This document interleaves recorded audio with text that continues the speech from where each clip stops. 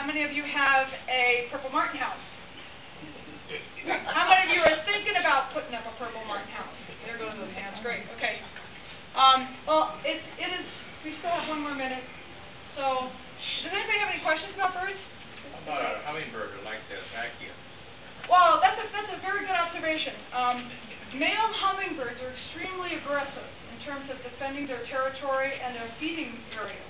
So you'll see a lot of aggressive behavior. Sometimes it's curiosity. They'll just fly right up to you because they know that they can maneuver really well, and they just kind of back off. And, yeah, this one here, we got a swing set that's about 10, 15 feet away from the feeder. And this one will come from nowhere. And just zoom you right out. Yep. I hear it. Yep.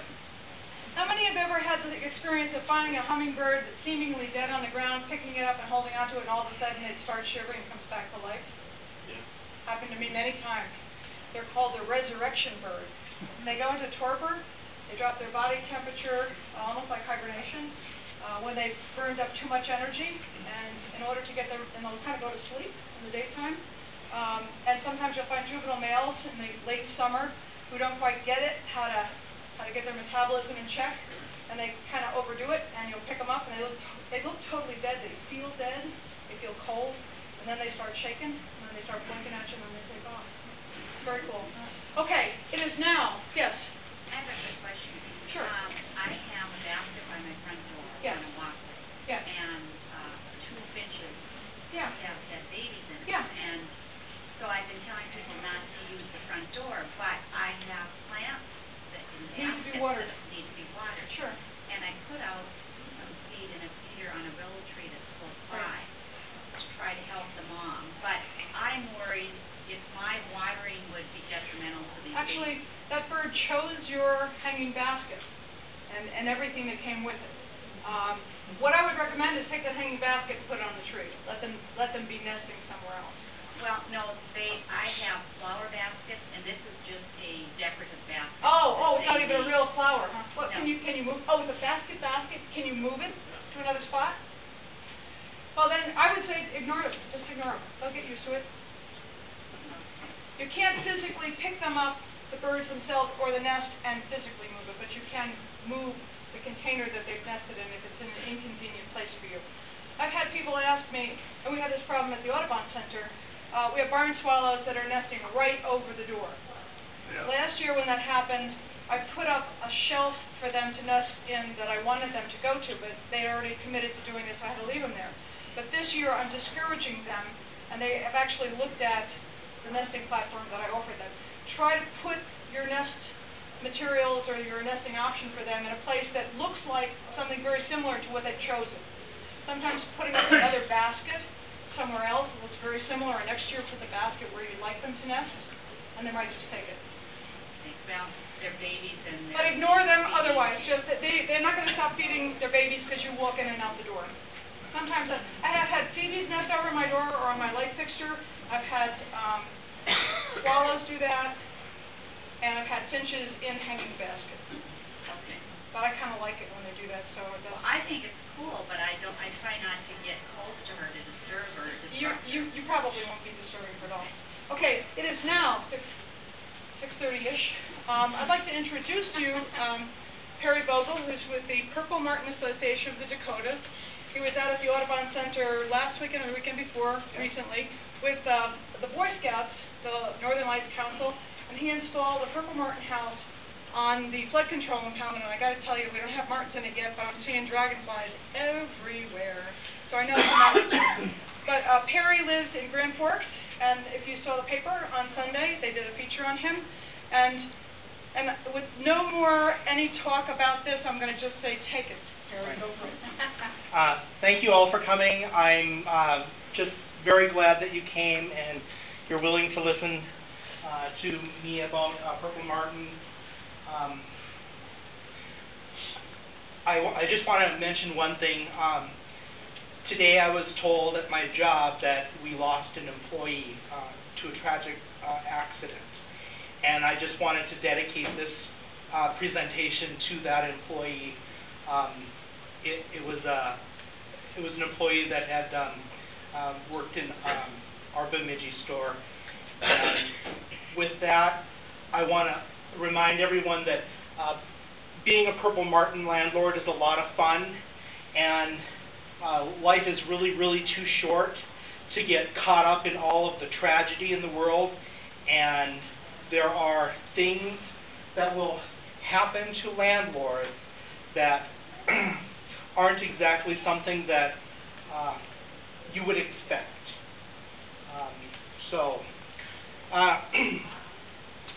First off, I just wanted to dispel some myths.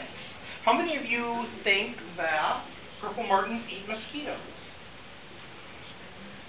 And that was a very deceptive marketing strategy that happened in the 60s. They had worded it so that they said purple martins can eat 2,000 mosquitoes a day. Some said 22,000 a day, depending on what literature you were reading. And that was unfortunately a myth that has decimated the purple martin population, because purple martins, one of their interesting facts about purple martins is that they eat during the day exclusively. When dusk comes, they will come into your site and they will sleep. And when the mosquitoes come out, at night. So there's just a real overlap.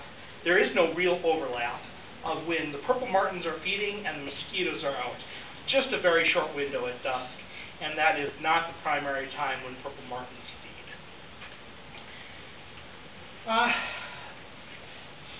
I'm going to talk about some other birds first, because it's really important to understand what purple martins are and what purple martins aren't. And there are many people out there that don't know a purple martin if they had seen one. Hopefully we're all birders, and if we're not, we're going to have just a little lesson on what kind of birds are out there that might be confused by other people as purple martins. The picture that I have up there is the brown-headed cowbird. Brown-headed cowbird evolved by following the buffalo herds, and it would pick off bugs on the backs of the buffalo herds. Brown-headed cowbird will nest in other native species' nests. They will lay one egg, and they will abandon the nest, and they will leave that egg to be raised by whatever bird they laid that nest or they laid that egg in. One of the things I wanted to kind of point out with brown-headed cowbird is this map. You can see that there is a very high population in North Dakota, South Dakota, and in parts of Minnesota. There are flocks of brown-headed cowbirds that come in the spring, and these are native species, so we really can't do anything with them except for discourage them from nesting in and around your property.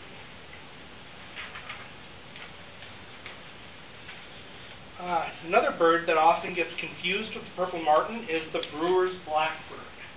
It's got a beautiful purple sheen. Lots of these come in the spring as well, right around the time before the martins arrive. And you will see these mostly in the morning. They will sit on your rooftops, warming themselves quite frequently, and typically our Brewers Blackbirds are typically found in parks and in busy streets. They have long legs, and they walk with a jerking motion. Brewers Blackbirds rise and fall as they fly, and they may circle slow, and they have kind of a fluttery type of flight.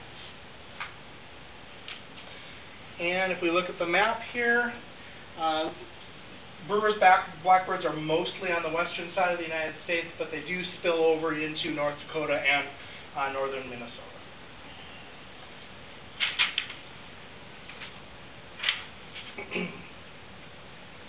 Does everyone know the common graphic? Why are we laughing? Aren't they beautiful birds? Yes. Aren't they the best birds to have in your bird bath this time of year? Maybe. What about your trampoline? What about your swimming pool? These are the most disgusting birds. I wish they would be endangered, but they're not. They are the common grackle. They eat garbage. They eat worms. They eat insects.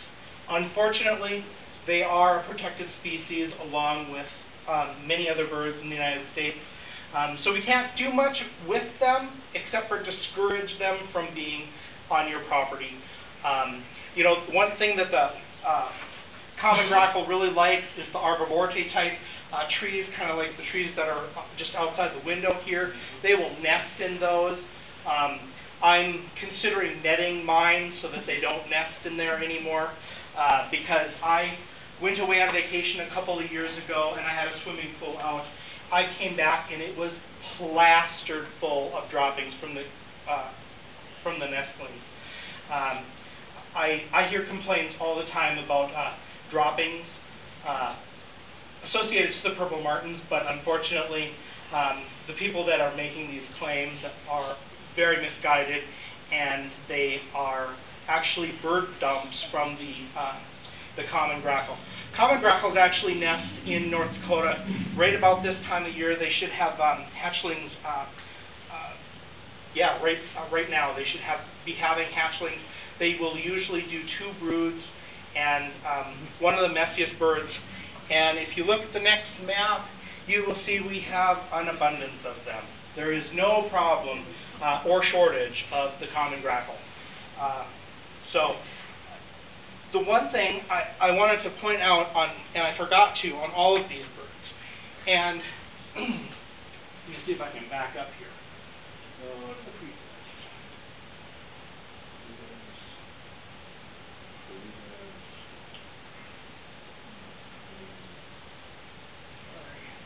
Okay, one of the distinguishing features on the brown-headed cowbird is that deep brown head. I mean, that is the most distinguishing feature. They are mostly finch-like.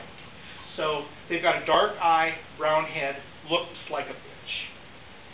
Where you get to the Brewers Blackbird, it's got that yellow staring eye. If it's got a yellow eye, it's not a purple martin. Very pointed beak.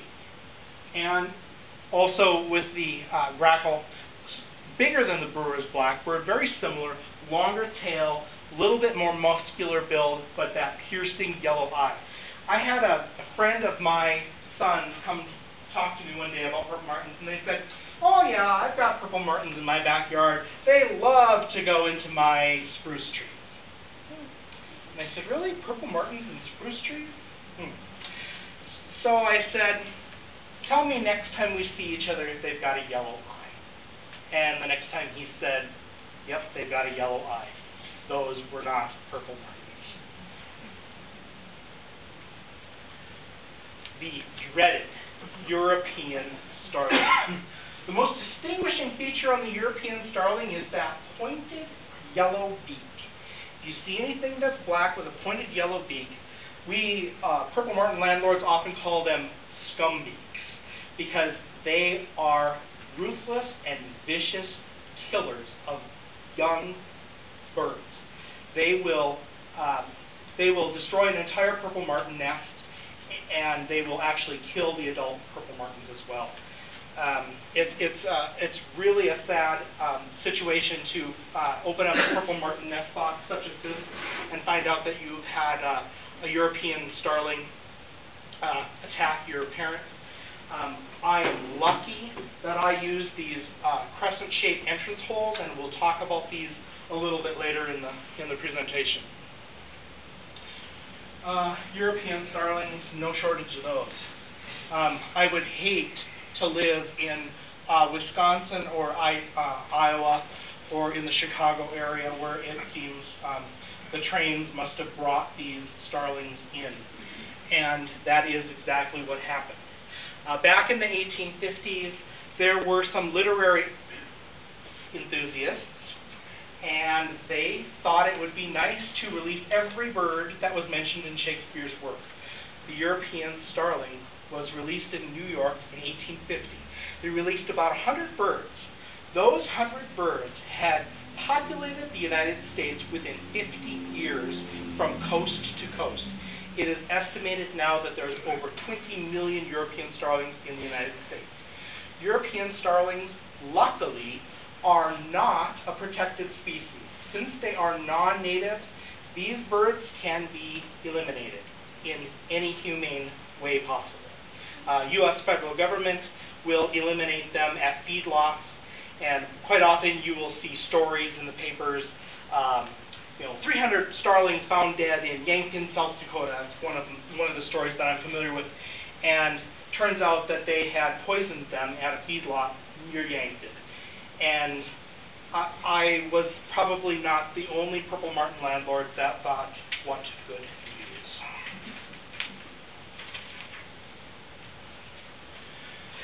This is the bird we are talking about here today, the purple martin.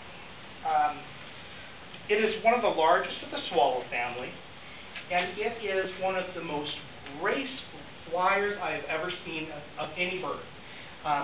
When it's a slight breeze, it can soar for hours. Their flight pattern is almost hawk-like, and we'll talk a little bit more about what style of feeding method they use as well later. They've got a large head and a thick chest and a broad pointed wing. The male is entirely bluish purple, but their feathers are actually black.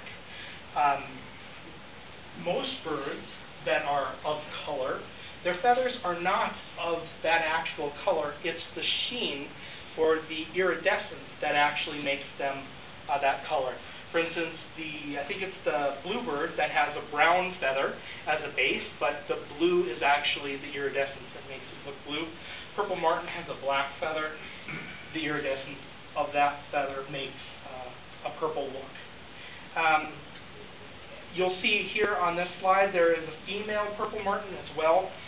She has a dirty gray kind of bottom, and you can actually tell the sexes of purple martins through their coloration, and I don't know, the males, the two top pictures here, one of these is the adult male. This means that he has flown back and forth to Brazil at least twice, and they call that an after second year. The next is a second year male. This was a fledgling that fledged last year and came back from the migration. So it's made one trip down to its migration ground and back to the United States. And the females are a little bit harder to tell. Both of them have kind of a dingy gray bottom.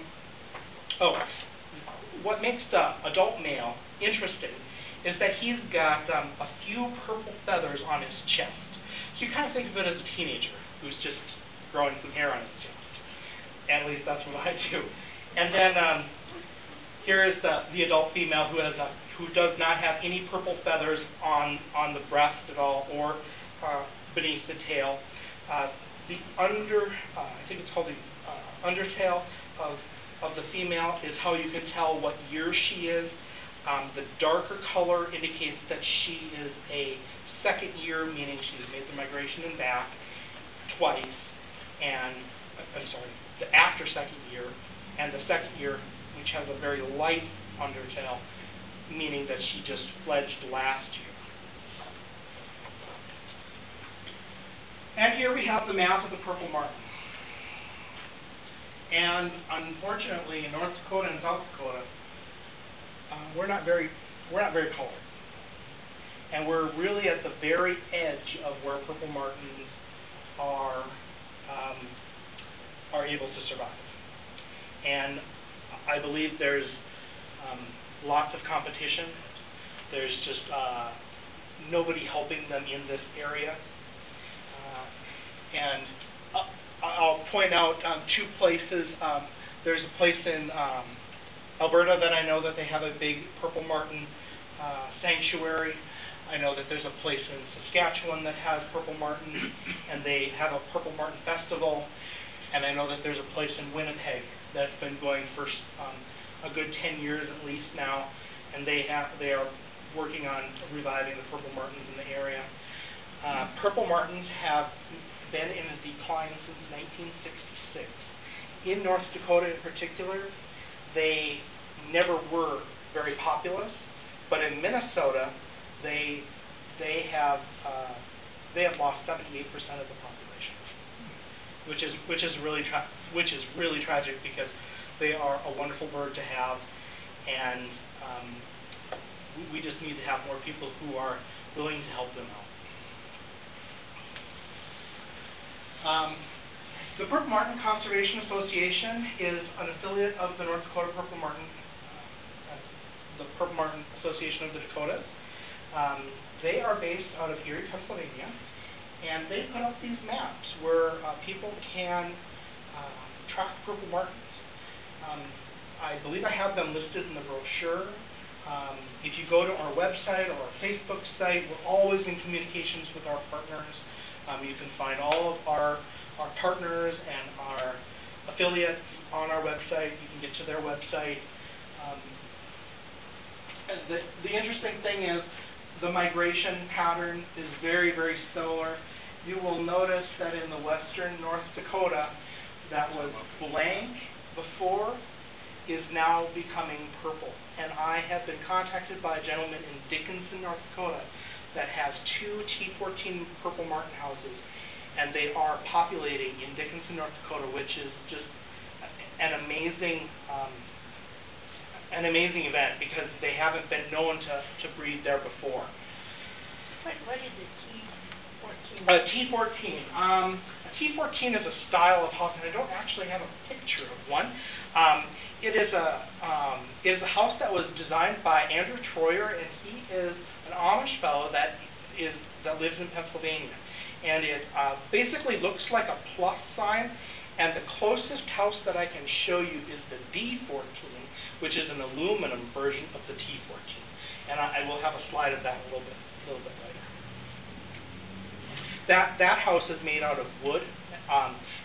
The recommended, I recommend wood just because of our climate. It's very dynamic, where you will have 30 degrees one day, 80 degrees the next, as we all see what's happening out there today. And that just offers them a little bit more protection. You know, there are houses that are made out of aluminum and plastic. These plastic gourds, natural gourds, those also offer great protection. But this is a western red cedar made out of standard 1x lumber.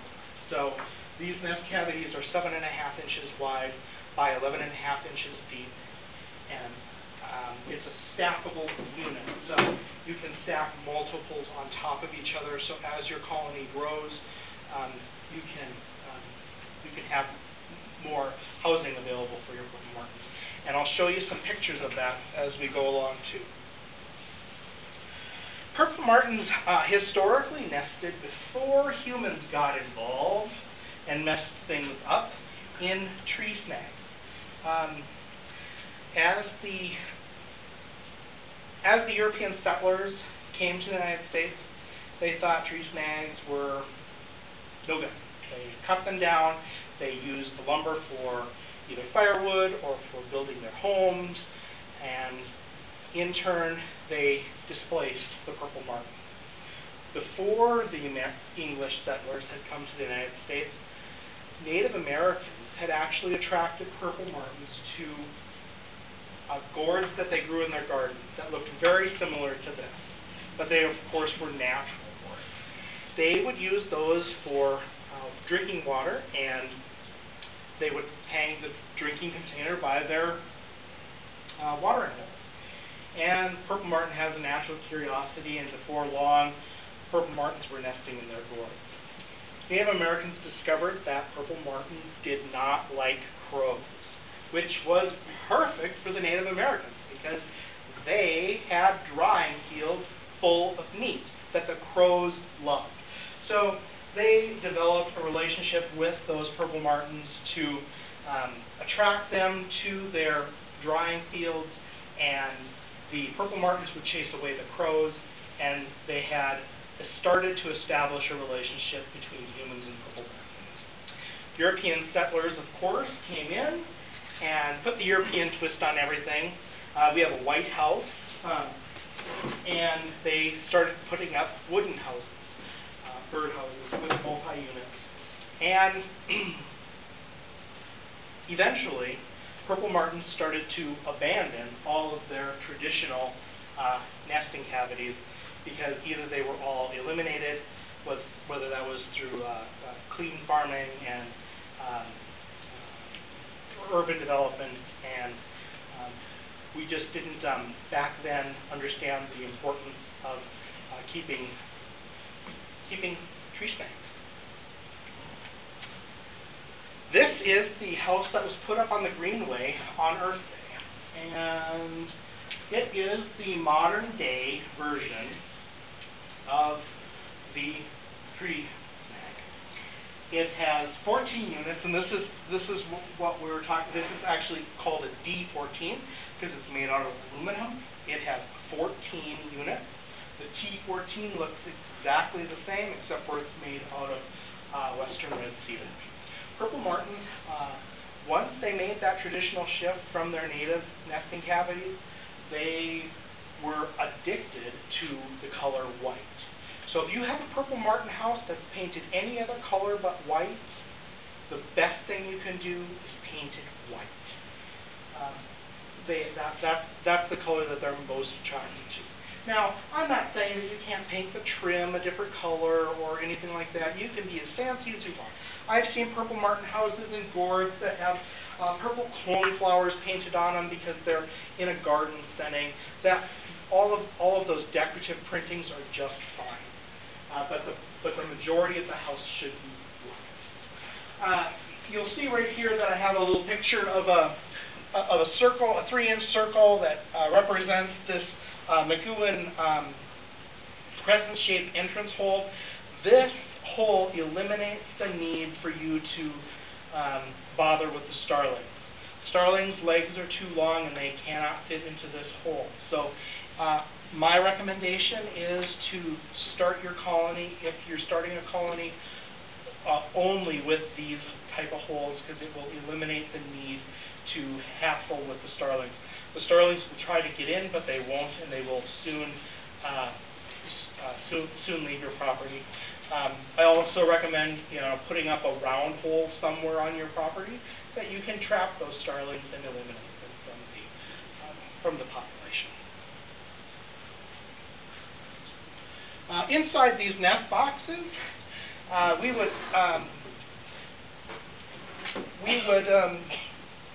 fill it up with a little bit of a nest. And I just bought some plain straw that you can find at Tractor Supply store, and certified weed-free because you're going to dump this somewhere.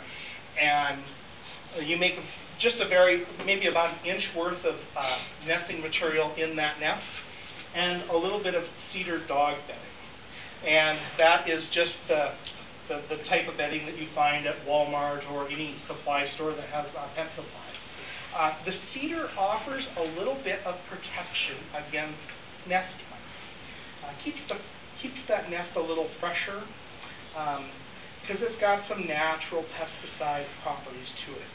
Some people aren't overly excited about the cedar, but I've found that it's been a very good supplement to help with